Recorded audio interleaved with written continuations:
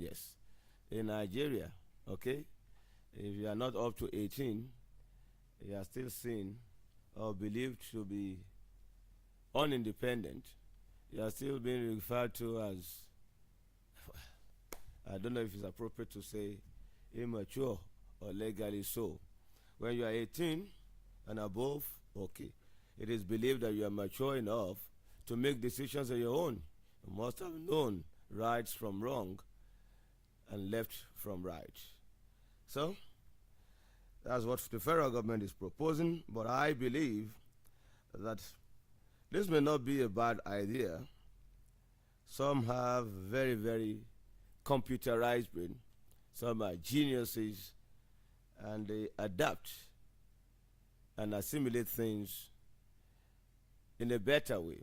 In fact, the way their brain works as minors, as students, as pupils, very exceptional.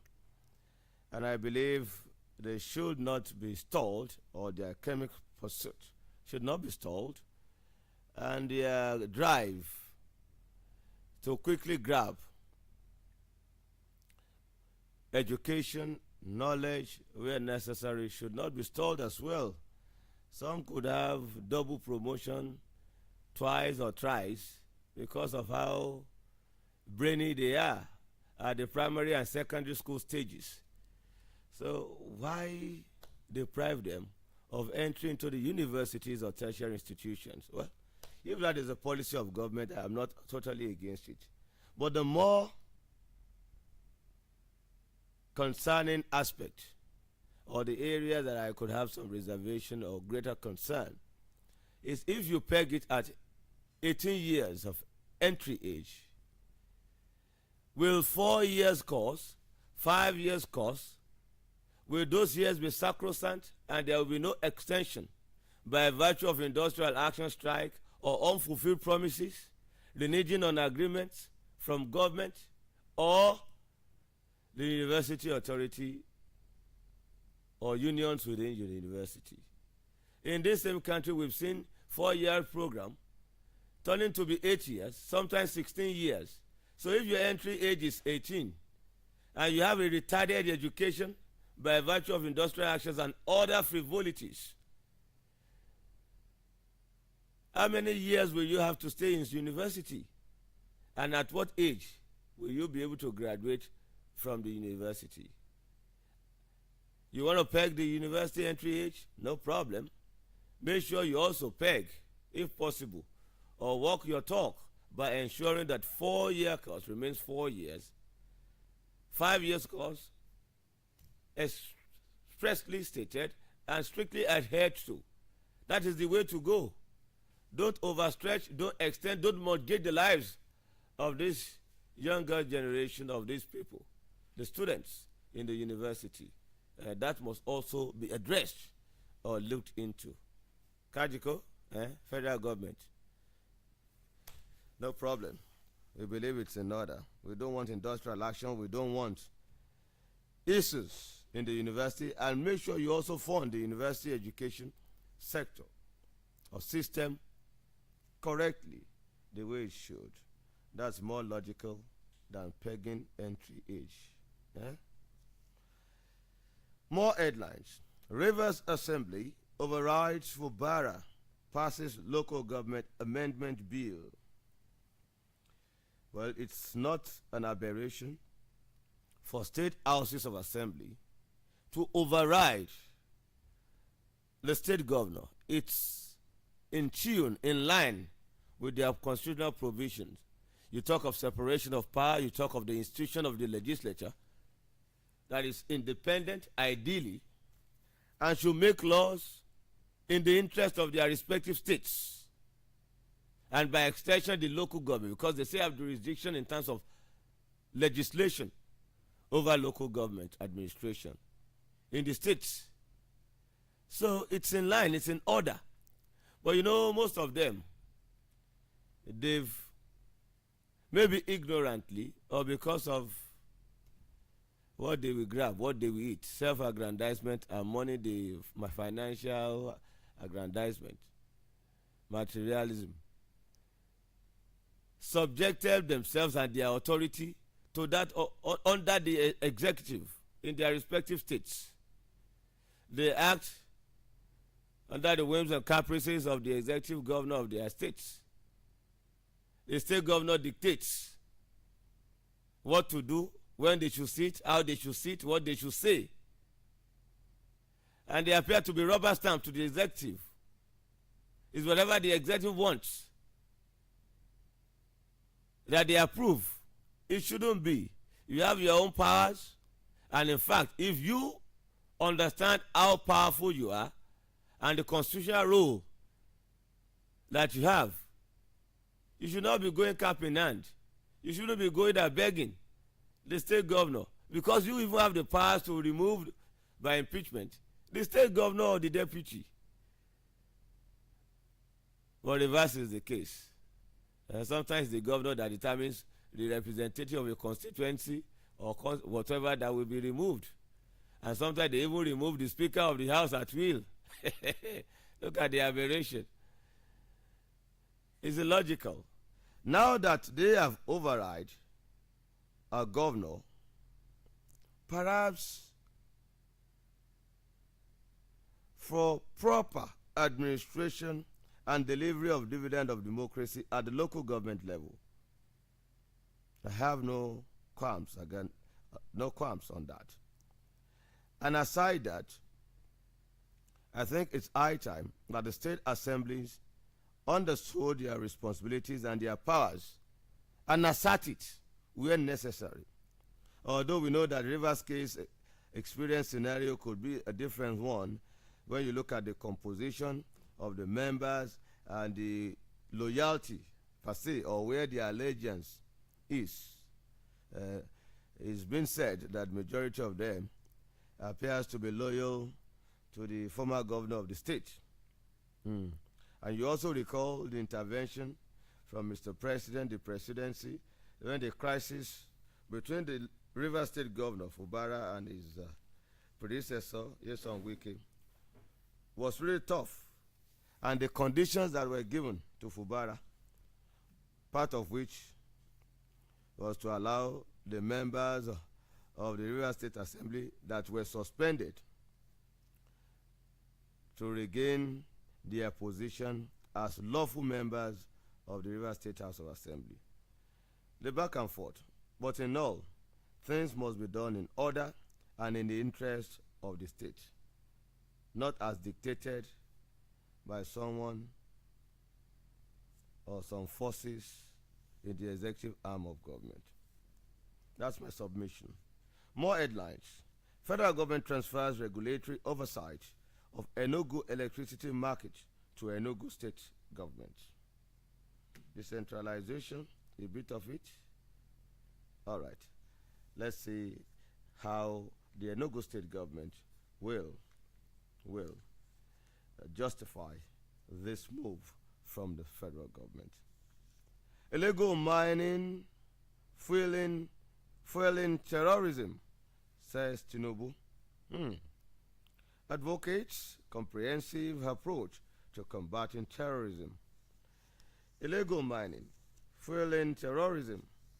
Advocates a comprehensive approach to combating terrorism.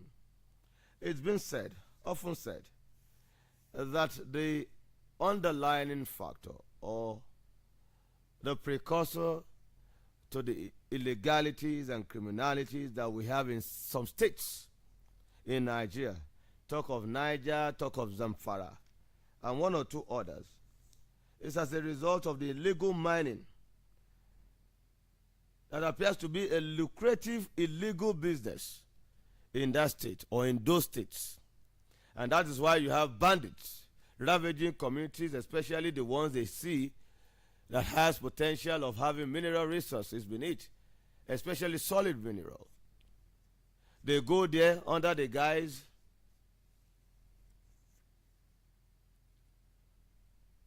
of, banditry.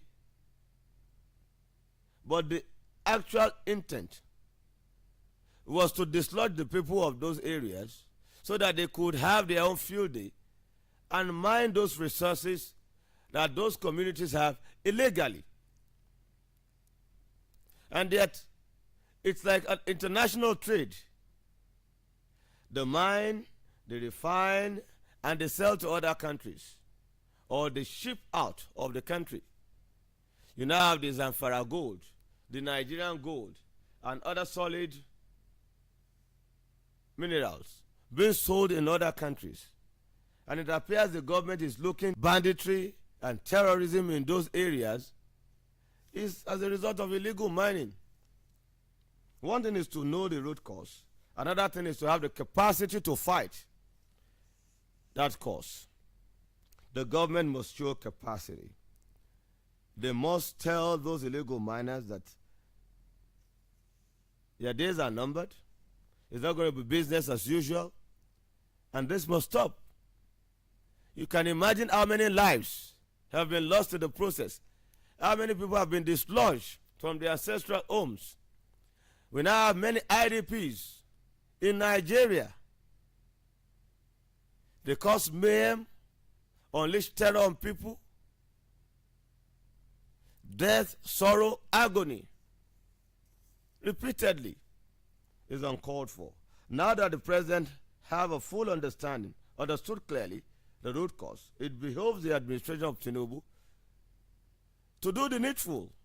It's not only by telling us the problem, but also addressing the problem.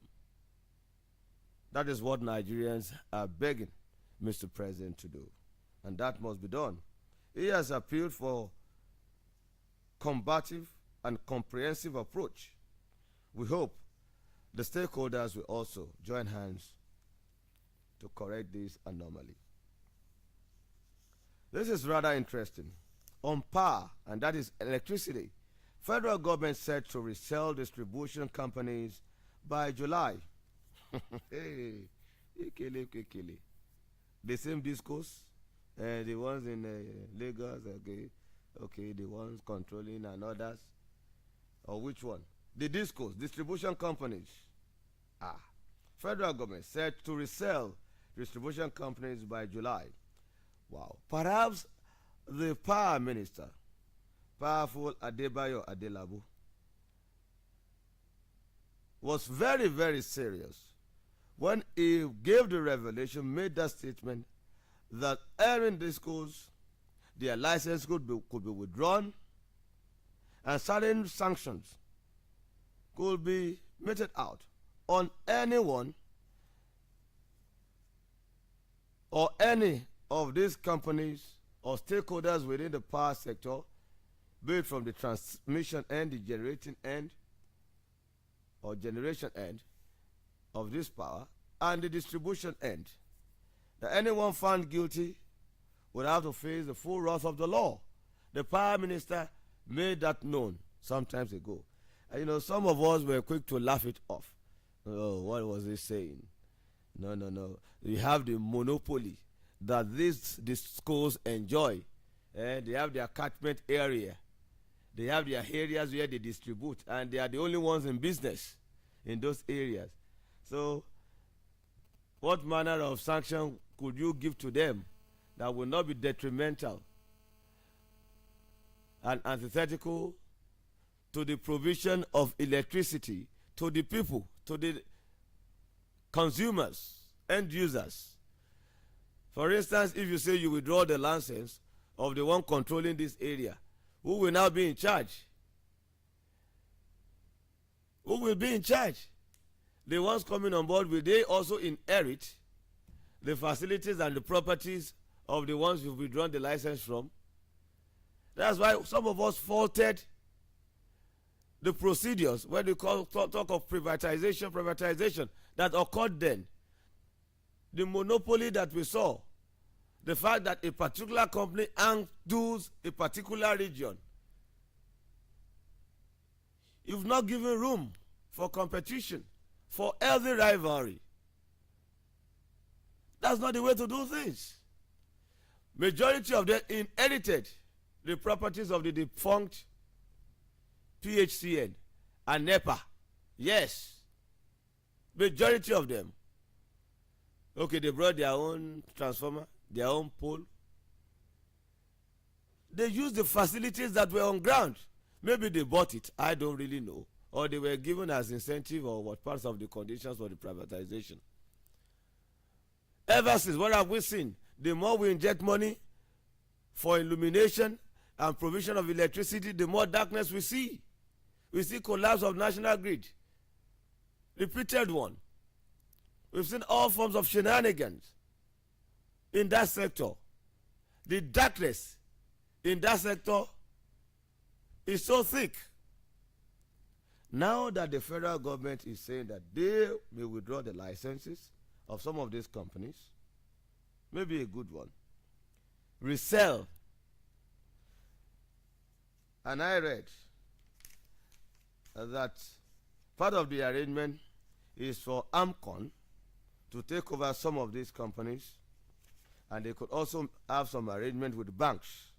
Yes, they could sell or resell, sell under the bank, whatever arrangement, and resell. Maybe this will send the right signal to the discos so that they could up their games and ensure that all this issue of estimated billing, people providing the facilities for them to have light, they are the ones subsidizing the discos. It's uncalled for.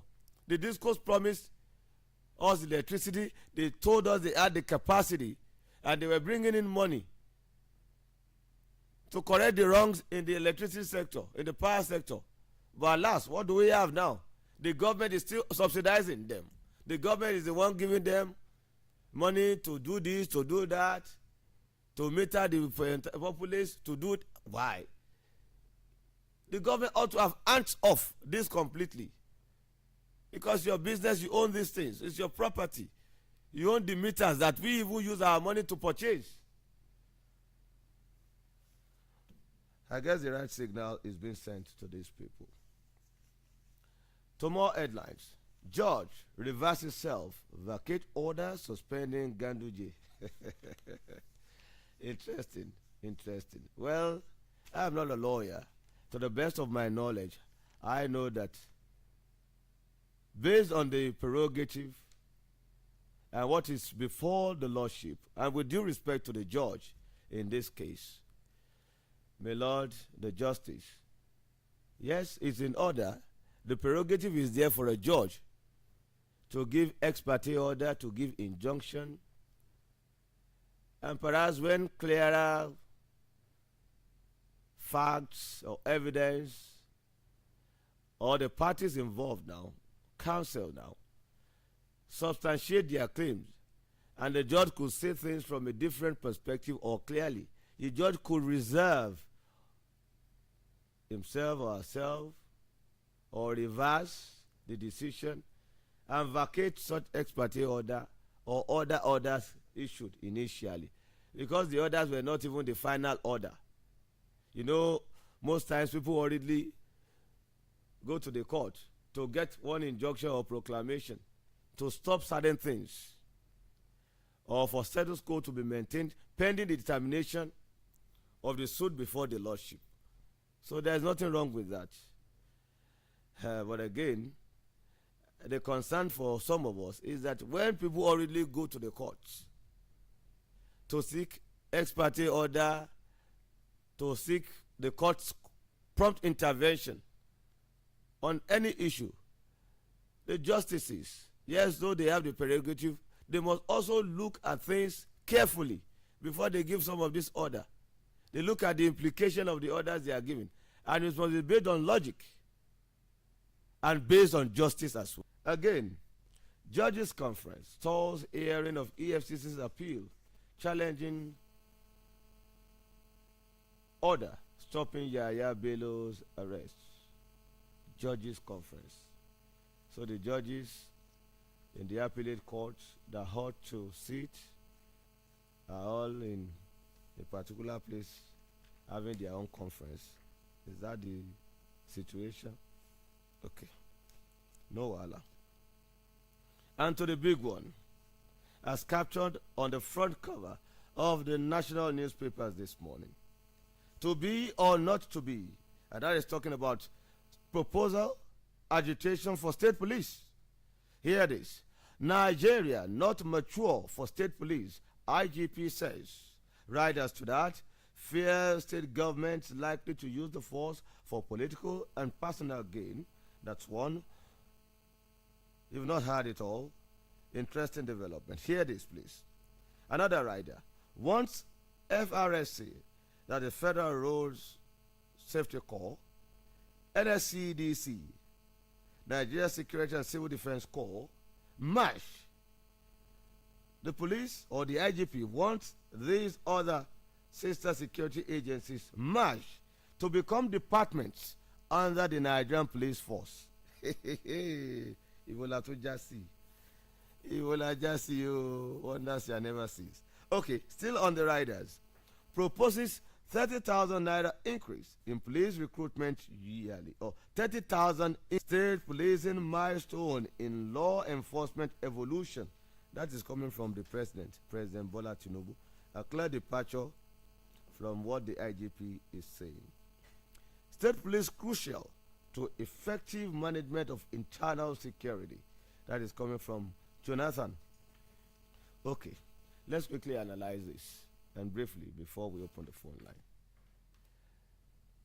The momentum has gathered so much, and the advocacy for state police at this crucial time, reflecting on the level of insecurity in this country and the fact that the establishment that we have, the Nigerian police force, seems to have failed Nigerians in the discharge of their duties.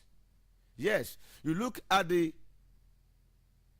perception of the people of the Nigerian police, you look at the modus operandi, you look at what they are known for, and how their image has been so much soiled.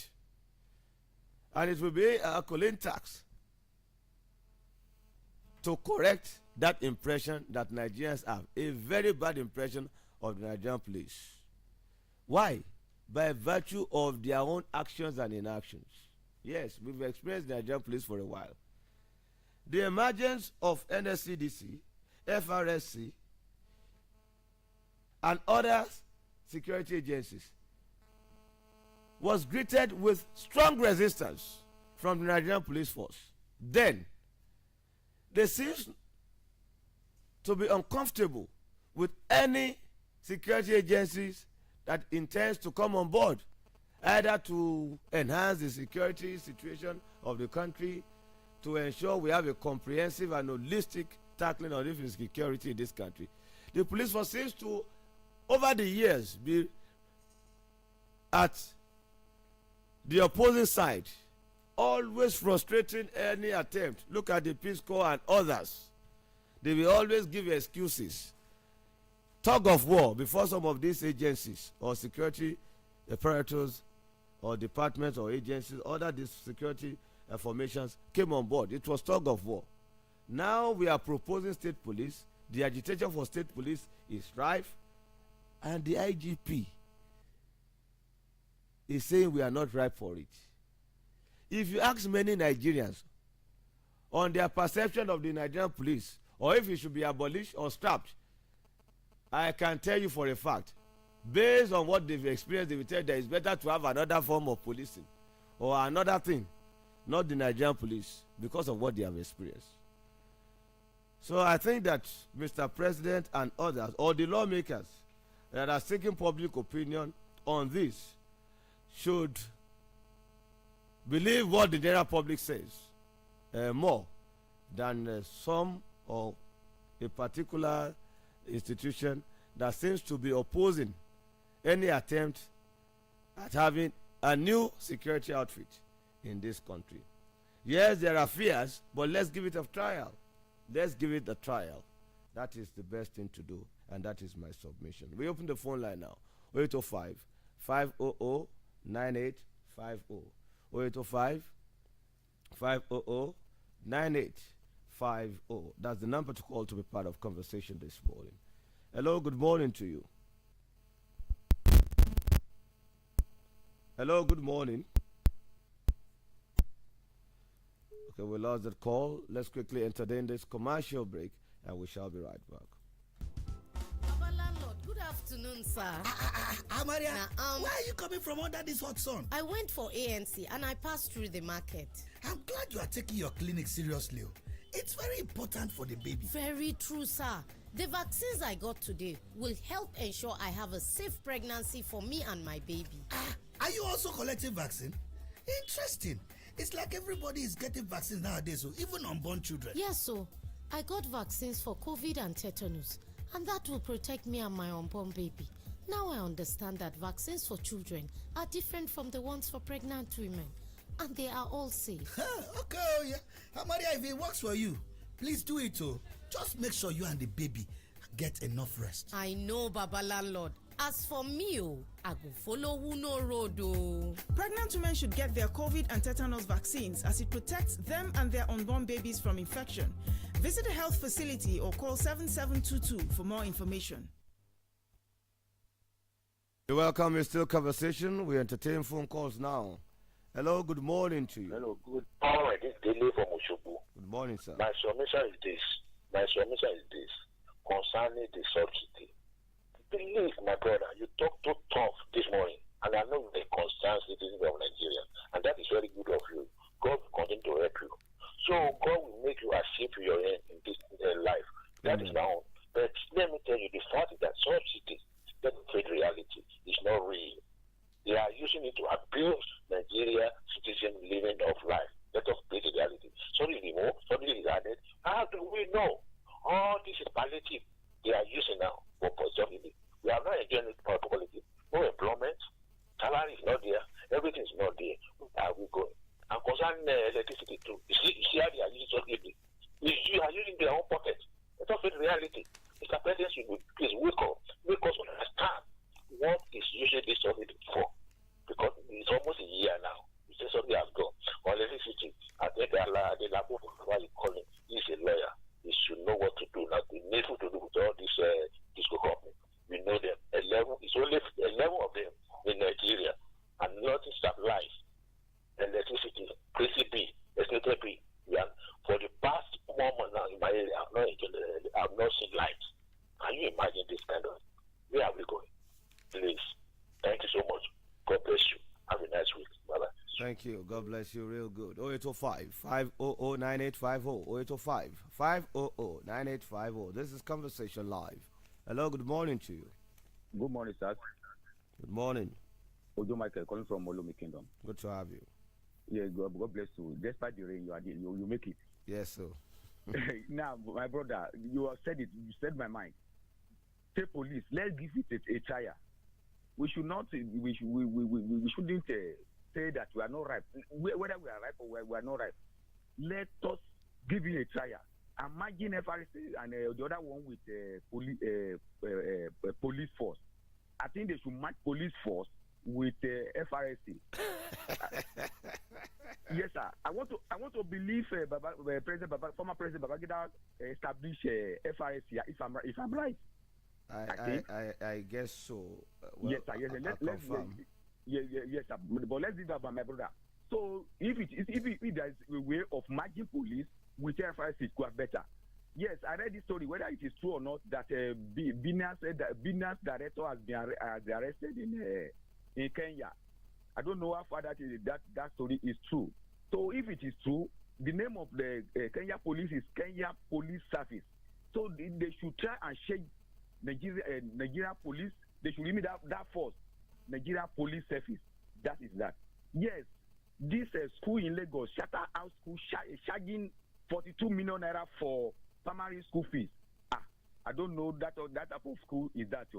God bless you. Enjoy your day. God bless you real good. The FRSA was established in the year 1988. 1988. Who was the then president or head of state? Okay, I guess it's... who was there? 88? Was that not... okay. But that's the year it was established. Hello, good morning, sir. Good morning. My name is Kele Balabi from Malaka Chevrolet. I just want to comment on the statement credited to Kogi Election Petition Tribunal that invited CBN Governor Cardoso that he should appear before him unless they win a big seat on him. My question is that when the CBN governor and his team, when did they become a politician? That question is about new CBN governor being invited by Obi for the election, for the role they play. Secondly, I want to comment on the issue of this Chinese based Abuja, that supermarket that was being sealed because they did not allow Nigerians to patronize their shopping complex. Why did they build a shopping complex in Nigeria and then they buy the owner of the store from entering their supermarket? The Federal Competition and Commission Protection Commission to carry out that discreet investigation of what are the reasons for this issue. Have a nice working day.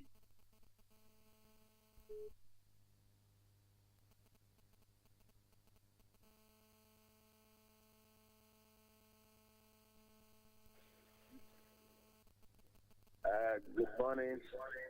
Morning, sir. Well, this conversation to support establishing a force, that will even change them outrightly. See, let me give you an evidence of the headquarters at my vicinity here. Every month, if not this rain that is on, by now they are already they would have been already on the road, disturbing people. One day I challenged them, what did you come here to do? That the Okada people are turning back simply because of you. They are unable to carry people that are going for their legal duty. They couldn't answer me that day. In fact, I really challenged them so that they can raise their voice or something. You give me a kind of challenge back. But they know I'm saying the right thing. They couldn't answer me. So the police are rotting up. They are rotting. All the IG says that is out of fear. And there must be state police. That's our stand. Thank you very much. Thank you. God bless you. Real good. We have to go on the show today. Though solo run is still okay, I believe, interesting. And tomorrow we shall be right here to give you more on conversation. Thank you for always enjoying conversation. I remain yours faithfully. And let me quickly state this. Yes, former head of state General Ibrahim Badamasi Babangida was in power in 1988 when FRSC was created. I remain yours faithfully, Seun Oyelowo. Up next is Sport Tidbit, and my good brother and friend, Victor Opone, will be our guide. The coach, we call him the female coach. Victor Opone, good morning to you. Well, it's a good morning. A lot of stories from sports, and we are still waiting for who the next Super Eagles coach will be at this point. Maybe that's why I've not seen Coach Tola around. Maybe he's in the running for it. There's a lot of speculation and whatnot onto social media, but nothing has been officially stated yet. I need to put that out. And of course, we also saw the list, the fixture list for the Federation Cup. That's they call it the President Federation Cup now, according to what we have seen. And Shooting Stars, as well as the GFC, will be representing your state. They are also going to be locked in action. The 1st of May and, of course, 2nd of May, they will be in Benin, both of them actually playing their games. And so it will be interesting to see how those games go down for these two representatives and how far they can actually go in this competition. So yes, and of course there's a lot more. Yesterday we saw Inter Milan win the Scudetto. They now have 2 stars on their badge as the 20th Scudetto title, and they beat their rivals. That's talking about AC Milan, who are also going for 20. Both of them have been on the cusp of 19 ever since. But it's quite interesting. You defeated them right at their own home yard, although you share the same home, but then they were at home for this game. And it was quite interesting watching that game yesterday. It was emphatic actually. The goals from Marcos Thuram and Achebi, and a lot of things happened all through the night. Mallorca were defeated by Sevilla. Games going down, and there will be more games today.